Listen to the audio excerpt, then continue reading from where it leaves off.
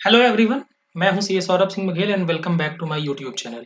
सो NVS audit assistant के लिए जो लोग प्रिपेयर कर रहे हैं उनके लिए ये वीडियो है। इस वीडियो में हम बजटिंग के मोस्ट एक्सपेक्टेड क्वेश्चंस को डिस्कस करेंगे, 10 से 12 क्वेश्चंस, और उनको हम समझेंगे कि किस तरीके के क्वेश्चंस आपके एग्जाम में आ सकते हैं। क्वेश्चंस का लेवल बहुत डिफिकल्ट नहीं होगा, लेकिन बेसिक अंडरस्टैंडिंग आपको होनी चाहिए। आपने कंसेप्ट पढ़ा हुआ होना चाहिए तो ही आप आंसर कर पाएंगे। ठीक है, तो चलिए शुरू करते हैं। पहला क्वेश्चन, अ प्रिंसिपल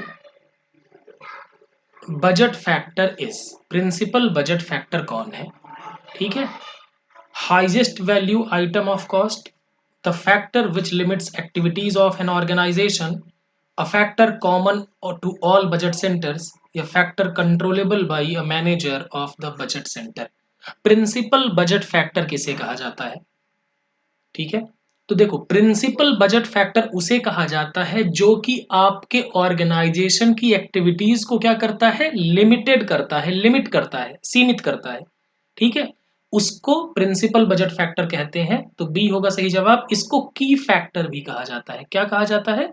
की फैक्टर भी कहा जाता है। कैसे? जैसे मान लीजिए कि आप 5 लाख यूनिट्स सेल करना चाहते हैं। ठीक है, लेकिन 5 लाख यूनिट बनाने के लिए आपको रॉ मटेरियल चाहिए। मान लो एक यूनिट बनाने के लिए आपको 2 kg ऑफ रॉ मटेरियल चाहिए होता है, तो आपको कितना चाहिए? 10 lakh raw material, 10 lakh kg आपका क्या चाहिए? रॉ मटेरियल चाहिए। ये raw material required, raw material required. ठीक है, for desired level of sales. आप जितना सेल चाहते हैं उसके लिए आपको 10 लाख किलो रॉ मटेरियल चाहिए। लेकिन अब मान लीजिए कि आपके पास सिर्फ 8 लाख kg का रॉ मटेरियल अवेलेबल है। जितने भी सप्लायर हैं वो 8 लाख kg का आपको रॉ मटेरियल सप्लाई करेंगे। तो इस केस में आपका क्या हो जाएगा? रॉ मटेरियल क्या हो जाएगा? आपका प्रिंसिपल बजट फैक्टर यानी की फैक्टर हो जाएगा। ठीक है, आप 8 लाख kg से जो फिनिश गुड्स बना पाएंगे वही आप सेल कर पाएंगे। आपकी प्रोडक्शन एक्टिविटी लिमिटेड हो जाएगी। ठीक है, चलिए अगले क्वेश्चन की तरफ चलते हैं। From the following which can be a functional budget. निम्नलिखित में से कौन सा फंक्शनल बजट है, कार्यात्मक बजट है? Master budget, fixed budget, sales budget, या फिर फ्लेक्सिबल बजट? तो फंक्शनल बजट की बात करें तो फंक्शनल भाई सेल, परचेस, प्रोडक्शन। ठीक है, उसके बाद ओवरहेड। ठीक है, ये सारे बजट कौन से बजट होते हैं? फंक्शनल बजट होते हैं। और बजट बनाने की शुरुआत ही होती है सेल्स बजट के साथ। पहला पहला बजट बनाया जाता है कि आपका सेल्स टारगेट क्या है, आप कितना सेल करना चाहते हैं। उस बेसिस पर आप क्या बनाएंगे? उस बेसिस पर आप प्रोडक्शन बजट बनाएंगे। ठीक है, जितना आप सेल्स करना चाहते हैं प्लस जितना आप क्लोजिंग स्टॉक रखना चाहते हैं उसके बेसिस पर आप प्रोडक्शन का बजट बनाएंगे, और प्रोडक्शन के बेसिस पर आप परचेस का बजट बनाएंगे, और ये खर्चों का ओवरहेड जो आपके इनडायरेक्ट एक्सपेंसेस होंगे उसका बजट बनेगा। ठीक बात है। तो फंक्शनल बजट कौन सा हो गया यहां पर? Sales budget. मास्टर बजट क्या होता है आगे हम डिस्कस करेंगे। फिक्स्ड बजट और फ्लेक्सिबल बजट के बारे में भी हम अभी डिस्कस कर लेंगे। ठीक है, चलिए summary of all functional budget is known as. जितने भी फंक्शनल बजट होते हैं उन सभी की समरी को क्या कहते हैं? Fixed budget, flexible budget, master budget, या फिर प्रोडक्शन बजट? तो मैं आपको बता दूं, summary of all functional budget is known as master budget. क्या कहते हैं उसे? Master budget.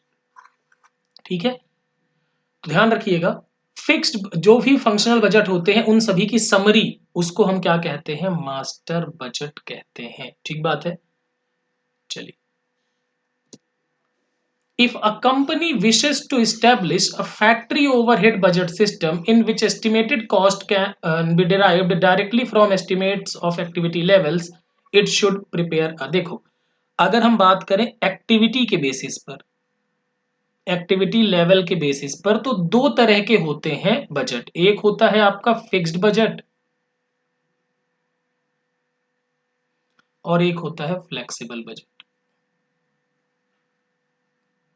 ठीक है, फिक्स्ड बजट जो होता है ये चेंज नहीं होता है, नाम ही क्या है? फिक्स्ड। ठीक है, ये फिक्स्ड बजट हो गया। जैसे मान लो आप 1 लाख यूनिट का प्रोडक्शन करना चाहते हैं, तो ये बजट अनचेंज्ड रहेगा लेवल ऑफ एक्टिविटी पर। ठीक है, आप एक्टिविटी का लेवल बढ़ाते जाएं, बढ़ाएं या कम करें, इस बजट में कोई परिवर्तन नहीं आएगा, फिक्स्ड। फ्लेक्सिबल बजट क्या है? फ्लेक्सिबल बजट जैसे आप लेवल बढ़ाएंगे तो इस बजट का वॉल्यूम बढ़ेगा, लेवल कम करेंगे तो बजट का वॉल्यूम कम होगा, सिंपल सी बात है। तो फिक्स्ड बजट क्या होता है? स्थायी होता है, उसमें लेवल में, एक्टिविटी लेवल में परिवर्तन की वजह से परिवर्तन नहीं होता, जबकि फ्लेक्सिबल बजट आप जैसे ही एक्टिविटी लेवल चेंज करेंगे उसमें भी चेंज आ जाएगा। तो सिंपल सी बात है, अगर आप एक्टिविटी लेवल के बेसिस पर क्या करना चाहते हैं, ओवरहेड को रिकवर करना चाहते हैं, बजट बनाना चाहते हैं, तो उस केस में आपको क्या करना पड़ेगा? आपको फ्लेक्सिबल बजट बनाना पड़ेगा। ठीक है, चलिए। Classification of fixed and variable cost is useful for preparation of. Fixed और वेरिएबल कॉस्ट को क्लासिफाई करना किसके लिए प्रिपरेशन करने, मतलब किसके प्रिपरेशन के लिए उपयोगी है? Flexible budget, cash budget, master budget, fixed budget. तो देखो इसका सही जवाब होगा फ्लेक्सिबल बजट। आप फ्लेक्सिबल बजट बनाएंगे तो ही तो आप पता कर पाएंगे। जैसे अब मान लो कि एक शॉप है, ठीक है, अब शॉप का रेंट फिक्स्ड है, ठीक है, तो रेंट है मान लो उसका 20,000 रुपीज पर मंथ लगता है, ये फिक्स्ड है। ठीक है, अब वहां पर कुछ प्रोडक्शन होता है, मान लो कि वहां पर कुछ मैन्युफैक्चर किया जाता है, तो मान लो एक यूनिट बनाने का कॉस्ट है 5 रुपए। तो पहले कंपनी 1 लाख यूनिट बनाती थी, तो कितना खर्चा आता था? 5 लाख। ठीक है, टोटल खर्चा कितना हो गया? 5,20,000 फिक्स्ड कॉस्ट को मिला करके। वेरिए अब देखो, अब मान लो कंपनी अपना प्रोडक्शन बढ़ाना चाहती है, तो कंपनी क्या करेगी? मान लो कि अब कंपनी 1,20,000 यूनिट बनाना चाहती है, तो 5 रुपए मल्टीप्लाइड बाई 1,20,000, 6 lakhs। और ये फिक्स्ड कॉस्ट तो आपका 20,000 है, सॉरी 20,000 है, तो ये कितना हो गया? 6,20,000 हो गया। ठीक है, तो ये क्या हुआ? आपने फिक्स्ड और वेरिएबल को अलग कर दिया, तो आप आसानी से बजट बना पा रहे हैं। कौन सा? फ्लेक्सिबल बजट, अलग अलग एक्टिविटी लेवल पर। ठीक है, चलिए आगे चलते हैं। Which of the following would not be included in cash budget in manufacturing company? Cash budget बना रहे हैं आप, ठीक है, तो मैन्युफैक्चरिंग कंपनी का आप कैश बजट बना रहे हैं, तो उसमें इसमें से इनमें से किसको शामिल नहीं किया जाएगा?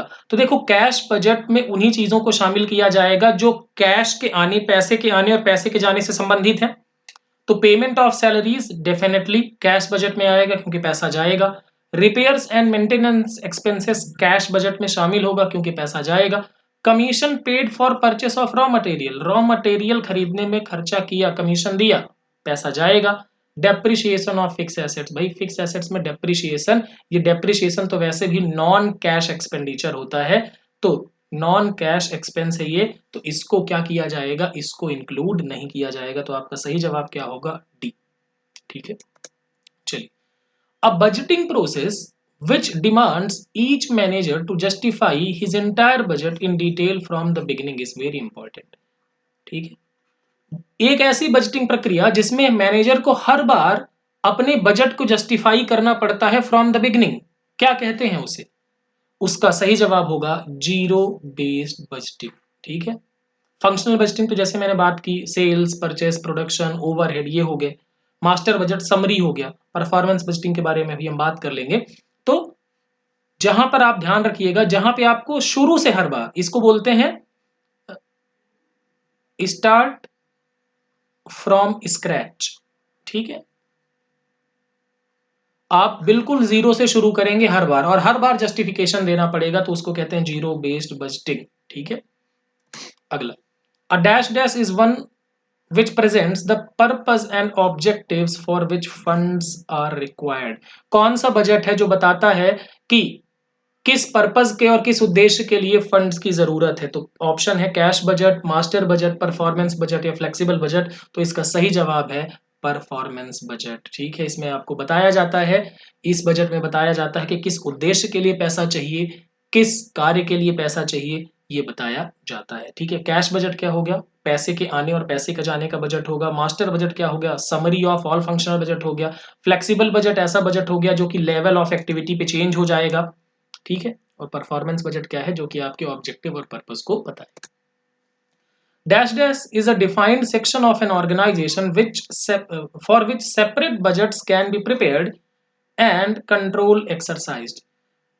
ऑप्शन क्या है, मतलब सवाल ये है कि ऑर्गेनाइजेशन का वो हिस्सा जिसके लिए एक अलग से बजट बनाया जा सकता है और उस पर कंट्रोल किया जा सकता है, उसे क्या कहेंगे? Budget centre, profit centre, investment centre, cost centre. तो इसका सही जवाब है जिस हिस्से के लिए बजट बनाया जा सकता है अलग से और कंट्रोल किया जा सकता है वो है आपका बजट सेंटर। जिसके लिए बजट बनाया जाएगा वो budget centre. Profit cost centre क्या होता है? जो सिर्फ खर्चा करेगा, कमा के कुछ नहीं देगा। जैसे एम्प्लॉइज की सैलरी पे खर्चा होगा, पर्सनल डिपार्टमेंट का खर्चा होगा, मार्केटिंग डिपार्टमेंट का खर्चा होगा, ठीक है। प्रॉफिट सेंटर क्या है? खर्चा भी करेगा, पैसा भी लाएगा, जैसे सेल्स, ठीक है। इन्वेस्टमेंट सेंटर क्या है? ये अलग बात करेगा, ये अपने पैसे को कहां पर ठीक से इन्वेस्ट किया जाए उसके लिए रिस्पॉन्सिबल होगा। तो यहां पर हमारा जवाब क्या होगा? बजट सेंटर, ठीक है। A document which sets out the responsibilities of the persons engaged in the routine of and the forms and record required by budgetary control। मतलब ऐसा डॉक्यूमेंट जो कि ये बताता है कि बजट कंट्रोल में जो लोग लगे हुए हैं उनकी रिस्पॉन्सिबिलिटीज क्या हैं, ठीक है, और कौन कौन से रिकॉर्ड्स जरूरी हैं बजटरी कंट्रोल के लिए, उसे हम क्या कहते हैं? तो देखिए, इसे हम कहते हैं बजट मैनुअल। बजट मैनुअल बताता है कि बजट बनाने वालों की क्या जिम्मेदारी है, क्या क्या इसमें आपको फॉर्म्स फाइल करने पड़ेंगे, क्या रिकॉर्ड्स चाहिए और किस तरीके से बजट को प्रिपेयर किया जाएगा। तो ये चाहिए होता है, किसकी जिम्मेदारी होती है? बजट मैनुअल में ये सारी चीजें बताई जाती हैं। फिर एक सवाल है numerical. ABC limited, a manufacturer of toys, provides the estimated data set out below for one of its product। आपको बता रहे हैं कि एस्टिमेटेड डेटा दिया हुआ है, इनका सेल्स है, एस्टिमेटेड सेल्स है जुलाई का 800 यूनिट, अगस्त का 1000 यूनिट और सितंबर का 1500 यूनिट, ठीक बात है। The company policy is that closing stock of this product in any product in the any month should be 20% of sales of next month। What is the budgeted production for the month of August। देखो सवाल समझना ध्यान से। ये कह रहे हैं company की पॉलिसी है कि वो अगले महीने का स्टॉक, अगले महीने जो सेल्स होना है उसका 20% क्या करते हैं? पिछले महीने ही बना लेते हैं, ठीक है। जैसे मान लो एग्जाम्पल के तौर पे कह रहा हूं कि यहां पर क्या होगा कि अगस्त में 1000 यूनिट बनना है, ठीक है, तो इसका 20% कितना होगा? 200 यूनिट। ये 200 यूनिट ये जुलाई में ही बना लेंगे। सितंबर में 1500 बनना है, ठीक है, तो इसका 20% कितना होगा? 300 होगा। ये 300 यूनिट अगस्त में ही बना लेंगे, ठीक बात है। तो ये पूछ क्या रहे हैं? What is the budgeted production for the month of August. Month of अगस्त के लिए बजटेड प्रोडक्शन क्या होने वाला है? सवाल इनका ये है, ठीक है। चलिए तो देखिए अगस्त के लिए, अगस्त का सेल्स कितना है? सेल्स फॉर अगस्त 1000 यूनिट, ठीक है। अब एक बात बताओ, अगस्त का सेल 1000 है तो इसका 20% जुलाई में ही बना लिया होगा, मतलब जुलाई का क्लोजिंग स्टॉक जो होगा वो पहले से ही बना हुआ होगा, ठीक है। तो अगस्त में 1000 यूनिट सेल्स है और हमें बनाना है सितंबर का 20%, यानी तो इसको बोलेंगे क्लोजिंग स्टॉक ऑफ अगस्त। सितंबर का 20% यानी 1500 यूनिट का 20%, यानी कि कितना होगा? 300 यूनिट्स, ठीक है। ये बात समझ में आई, ये प्लस किया हमने। लेकिन हमारे पास ओपनिंग भी तो पड़ा होगा, जो जुलाई का क्लोजिंग स्टॉक है वो अगस्त का ओपनिंग स्टॉक होगा, ठीक है। तो हुआ क्या? जुलाई में कितना बनाया होगा? जुलाई का क्लोजिंग स्टॉक कितना होगा? अगस्त का 20%, अगस्त की सेल्स का 20%। तो अगस्त की सेल्स का, तो यहां पर क्या लिखेंगे? ओपनिंग स्टॉक ऑफ अगस्त कितना? 1000 का 20%, क्योंकि ये क्लोजिंग स्टॉक जुलाई का है तो ये कितना हो गया? 200 यूनिट, ठीक।